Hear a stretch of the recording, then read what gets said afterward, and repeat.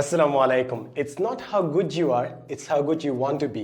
পল আর্ডেনের একটা বই অ্যাডভার্টাইজিং এর বিভিন্ন কনসেপ্ট নিয়ে বিজনেস প্রসেস এক্সপ্লেন করে এবং লাইফে ইন জেনারেল কিছু লেসন দেওয়াই হচ্ছে এই বইয়ের মূল উদ্দেশ্য আমার মনে হয়েছে।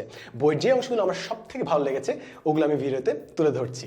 Have you noticed how the cleverest people at school are not those who make it in life? যারা কন্টিনিউয়াসলি ফার্স্ট সেকেন্ড থার্ড হয়ে আসছে, নট নেসেসারিলি এটা মিন করে যে তারা লাইফেও শাইন করবে, তারা ক্যারিয়ারেও ভালো করবে। কারণ ফার্স্ট সেকেন্ড থার্ড হওয়া বাদেও লাইফে অনেকগুলো ফ্যাক্টর কাজ করে। ফর এক্সাম্পল, যেটা কন্টিনিউয়াসলি ফার্স্ট সেকেন্ড থার্ড হয়, তার কি কখনো ব্যর্থ হয়েছে? ব্যর্থ হতে কেমন লাগে? যখন ব্যর্থ হয় মানুষ, তখন কীভাবে ওখান থেকে বাউন্স ব্যাক করতে হয়, কীভাবে ফেরত আসতে হয়। যদি তার ফার্স্ট সেকেন্ড থার্ড হয়ে আসে, লাইফে যখন কোনো একটা পর্যায়ে, ব্যবসায় কিংবা ক্যারিয়ারে কিংবা জাস্ট চাকরিতে একটা ফেইলিয়ার আসবে, ও কীভাবে জিনিসটা হ্যান্ডেল করবে? কারণ আগে তো কখনো সে ব্যর্থ হয় নাই। প্রবলেম নম্বর 1। প্রবলেম নম্বর 2 হচ্ছে যে যারা সবসময় একদম টপ লেভেলে থাকার চেষ্টা করে, তারা অনেক সময় রিস্কটা অ্যাভয়েড করার চেষ্টা করে। যে আমি একটু খেলতে ইচ্ছা করছে বাট খেলবো না, রিস্ক নিবো না ভাই, আমি পড়াশোনাটাতেই থাকি। ওইটা করলে হয়তো ভালো দেবে না, বাট রিস্ক নিবো না, আমার পড়াশোনাটাই মেন দায়িত্ব। কারণ কি, ওর ওই টপ পজিশনে থাকতে থাকতে ওটা মেনটেন করতে করতে ওর রিস্ক নেওয়ার চেষ্টা করে না। যে নতুন রিস্ক নিয়ে অন্য কিছু করা যায়, বাট ও কখনোই নিজের যে অবস্থান আছে ওটা ত্যাগ করবে না রিস্ক নেওয়ার জন্য। তাই যেই মানুষটা কোনো রিস্ক নেয় নাই, ও যখন নতুন একটা এনভায়রনমেন্টে যাবে যেখানে ও আগে থেকে কোনো কিছুই জানতো না, এভরিথিং ইজ রিস্কি, ও কীভাবে জিনিসটা হ্যান্ডেল করবে? এইখানে আসে হচ্ছে ওই জিনিসটা, যারা ফার্স্ট সেকেন্ড থার্ড হয় না, যারা লাইফে ব্যর্থ হয়েছে, তারা অনেক কিছু ফেস করেছে এবং তারা জানে যে এই সিচুয়েশনগুলো কীভাবে হ্যান্ডেল করতে হয়, কীভাবে প্যানিক হ্যান্ডেল করতে হয়, কীভাবে স্ট্রেস হ্যান্ডেল করতে হয়। তাই দিন শেষে হয়তো আপনাদের রিপোর্ট কার্ডে কিংবা জিপে ভাবে সব উঠে আসে না, ওগুলো বাদেও গাট ফিলিং, কনফিডেন্স, এগুলো অনেক ফ্যাক্টর লাইফে অনেক বেশি কাজ করে। Do not covet your ideas. Give away everything you know and more will come back to you.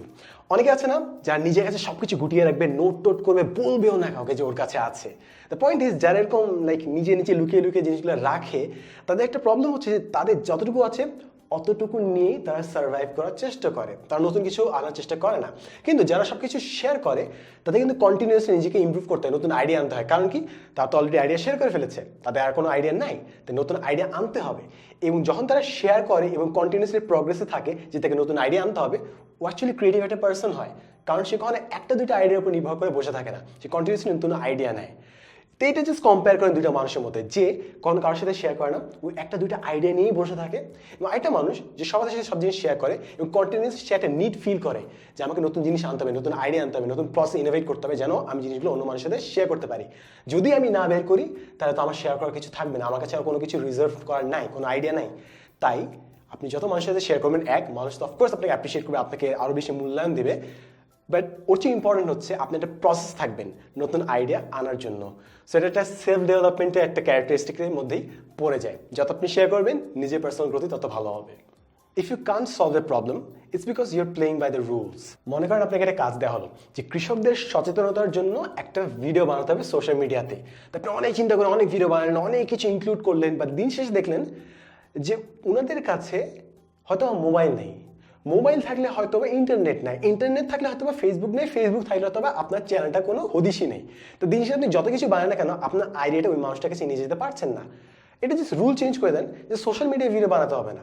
আপনি জাস্ট হয়তো বা টিভিতে অ্যাড দিলেন, যদি ওইখানে তার টঙের দোকানে যায়, হয়তো ওইখানে দেখতে পাচ্ছে, হয়তো বিটিভিতে তারা দেখতে পারবে, হয়তো মোবাইলে তাকে SMS করে তাদেরকে রিচ করতে পারবেন।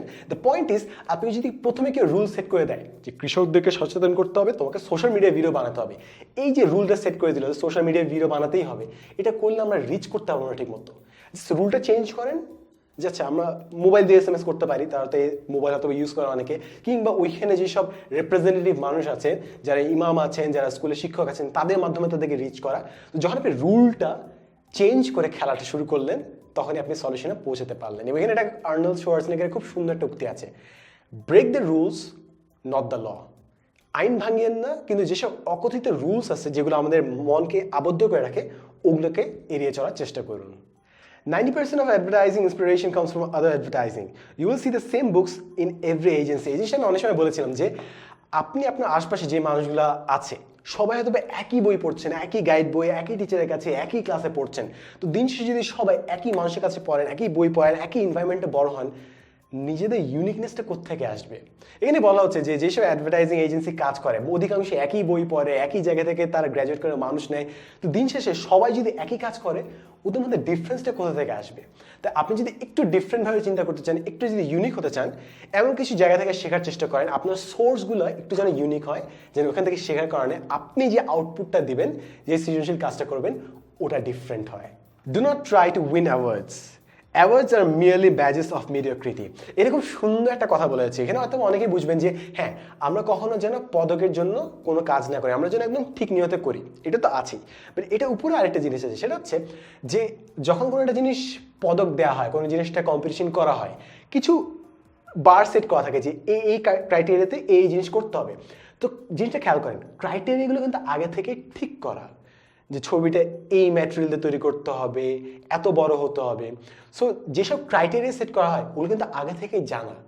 তো আগে থেকে যদি কোনো জিনিস জানা থাকে, ওটা কি জিনিসটা নতুন হয়?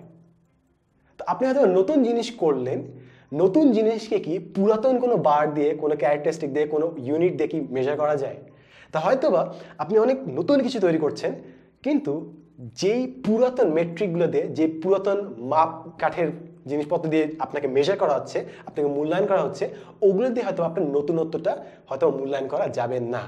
তাই কম্পিটিশন করছেন হয়তো ঠিক আছে, অ্যাওয়ার্ডও পাচ্ছেন, বাট আসলে যদি নতুন কিছু করেন কম্পিটিশনের উপর ডিপেন্ড করেন না, কারণ এইসব জিনিসগুলো আপনার জিনিসটা মূল্যায়ন করতে পারবেন না। নতুনত্ব কখনো পুরান মাপকাঠি দিয়ে আপনি ঠিক মতো মূল্যায়ন করতে পারবেন না। তো লাস্টে এখানে কতগুলো উইট অ্যান্ড উইজডম, অনেকগুলো কোড দেওয়া আছে। তো এখানে আমার একটা প্রিয় উক্তি বলে আমি শেষ করছি, সেটা হচ্ছে যে if everything seems under control you are not going fast enough, by Mario Andretti. এটা যে কত সত্যি, যে আমরা হয়তো অনেক সময় একদম স্টেবল লাইফে আছি। এখানে একটা কথা আছে যে good is the hindrance in the path of great, অর্থাৎ আপনি যখন একটু লাইফে একটু সেটেল হয়ে যাবেন, একটু শান্তিপূর্ণ অবস্থায় আছেন, তখন না আপনার ওই আগুনটা থাকে না যে নতুন কিছু করতে হয়। দেখবেন যে অনেক মানুষ তাদের পরিবারে অনেক খারাপ অবস্থায় আছে, তাকে টাকা ইনকাম করতে হচ্ছে, অনেক প্রেশার, ওই প্রেশারের মধ্যে তারা ফাটিয়ে কাজ করছে, একদম উড়িয়ে দিচ্ছে। বাট যে মোমেন্টে দেখবেন যে অনেক মানুষের একদম লাইফ সেটেল, কোনো প্রেশার টেশন নাই, তারা জাস্ট দৌড় হয়ে যাচ্ছে, কারণ সব কিছু ঠিকঠাক আছেই। তাই অনেক সময় লাইফে এই জিনিসটা হয় যে সব কিছু কন্ট্রোলে আছে এবং আমরা সব কিছু কন্ট্রোলে রাখতে চাই।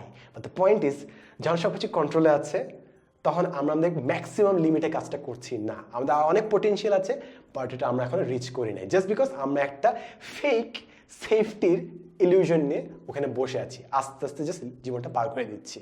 তো এই ছিল হচ্ছে বইটার রিভিউ আমার সাইড থেকে, এবং বইটা আমার খুব ভালো লেগেছে, কারণ কিছু বই কেবল কথা সর্বস্ব, অর্থাৎ সেখানে খালি ডায়লগই আছে, খালি কথাই আছে, খালি উক্তি আছে। বাট এটা হচ্ছে একটা piece of art, it's a creative piece of art, কারণ বইটাতে বিভিন্ন খুব ক্লেভার কিছু ইলাস্ট্রেশন আছে। For example, well you have got to draw the line somewhere, like কোনো একটা জায়গাতে আপনাকে লিমিট ক্রস করতে হবে, যে লাইনটা টানতে হবে, যে আপনি করবেন নাকি করবেন না, কোথায় লিমিটটা থাকবে। সুন্দর একটা ইলাস্ট্রেশন 2 পেজ দিয়ে করলো।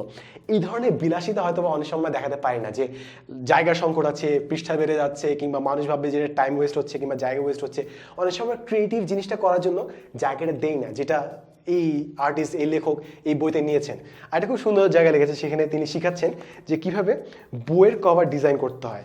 তো বইয়ের কভার ডিজাইন করার জন্য তিনি একটা এখানে বই দেখেছেন, একটা হলওয়েতে একটা নাইকির বইয়ের কভার একদম পিছিয়ে দিয়েছেন, অনেক দূর থেকে কি জিনিসটা দেখা যায়নি। অর্থাৎ তিনি শেখাতে যাচ্ছেন যে আপনার কভারটা যদি আসলে ভালো হয়, 12 ফুট দূরে থেকেও আপনি জিনিসটা দেখতে পাবেন, আপনার কভারটা। সো এরকম বিভিন্ন ছোটোখাটো জিনিস যেটা আমার খুব ভালো লেগেছে, বইটা তৈরি করা হয়েছে। দ্য পয়েন্ট ইজ যে আমাদের লাইফে ক্রিয়েটিভ হওয়ার অনেক সুযোগ হবে, বাট আমরা কি ওই সুযোগগুলো নিচ্ছি নাকি না। এখানে একটা কথা বলা হচ্ছে যে আমরা অনেকেই অপরচুনিটির জন্য ওয়েট করি। বাট থিং ইজ, আপনার হাতে যা কিছু আছে ওটা দিয়ে শুরু করে দেন। অনেকে ওয়েট করে যে ভাইয়া আমার ক্যামেরা আসবে, আমি ওটার জন্য ভিডিও বানানোর জন্য ওয়েট করছি, ভাইয়া আমি একটু বড় হব, পারমিশন পাবো, হয়তো বা মুখের মধ্যে যে ব্রোনগুলো আছে ওগুলো চলে যাবে, হেয়ার স্টাইল ঠিক হবে, অনেক কিছু আছে, হয়তো মাস্কুলার হবে, ওগুলো যখন হবে তখন আমি করা শুরু করবো। কিংবা অনেক সময় আমার বই পড়া শেষ হবে, আমি এক্সপার্ট হবো, তখন আমি করা শুরু করবো। We wait for opportunities. বা এখানে বলা হচ্ছে যে ভাই শুরু করে দেন, যা কিছু আছে করেন, ট্রাই করেন, ভুল করবেন, শিখবেন, আবার ট্রাই করবেন। বাই দ্য টাইম অন্যরা শুরু করবে, ওই টাইমে আপনি অনেকবার করে ট্রাই করে আপনি জিনিসটা কমপ্লিটলি বুঝে যাবেন। তাই হাতে যেসব অপরচুনিটি আছে প্লিজ কাজে লাগান। So thank you so much for watching this video. See you in the next episode, and as always, thanks for watching.